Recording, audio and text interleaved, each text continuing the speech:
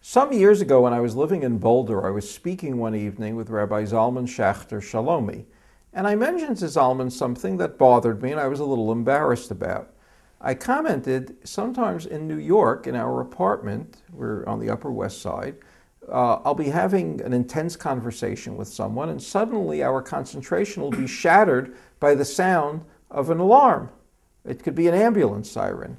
And my first reaction is often to feel annoyed. I knew that this is an inappropriate reaction, but that's what would often happen. So Zalman gave me advice that I've tried to practice ever since. He said, whenever your attention is broken, whenever you hear a siren, stop whatever you're doing and pray for the person being affected. If it's someone in an ambulance, offer a prayer that they get to the hospital in time, that they be treated. If it's a fire truck, that the firemen get there and they can stop people from being hurt. A police car, that they can get to where they need to go in time. I started making that prayer immediately, and one of the things that happened is I stopped feeling annoyed because I had a concrete activity to do. But within days, I realized something else. I was coming to practice love your neighbor as yourself, even towards a neighbor I never met and never would meet. Once I had made the suggestion at a speech, and a few weeks later I ran into a man who had been at my speech. He said, Joseph, a few days after your talk, I was on the highway, and suddenly traffic grinds to a halt.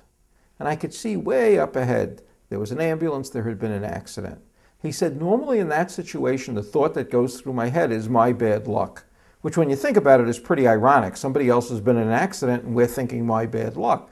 But a lot of us do think like that.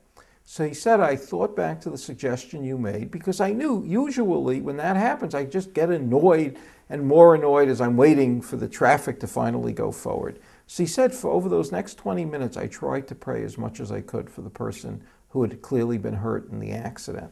He said, I don't know if my prayers helped them. I know that my prayers helped me because I became more concerned about someone other than myself, which is hard for many of us. So next time you hear an ambulance siren go by, stop what you're doing and offer a prayer for the person inside. It could be an easy, short prayer. It could be the prayer the Bible records, the shortest prayer recorded in the Torah, the prayer that Moses offered when his sister Miriam was ill, El na rafanala, 5 words, oh God, please heal her. Do it.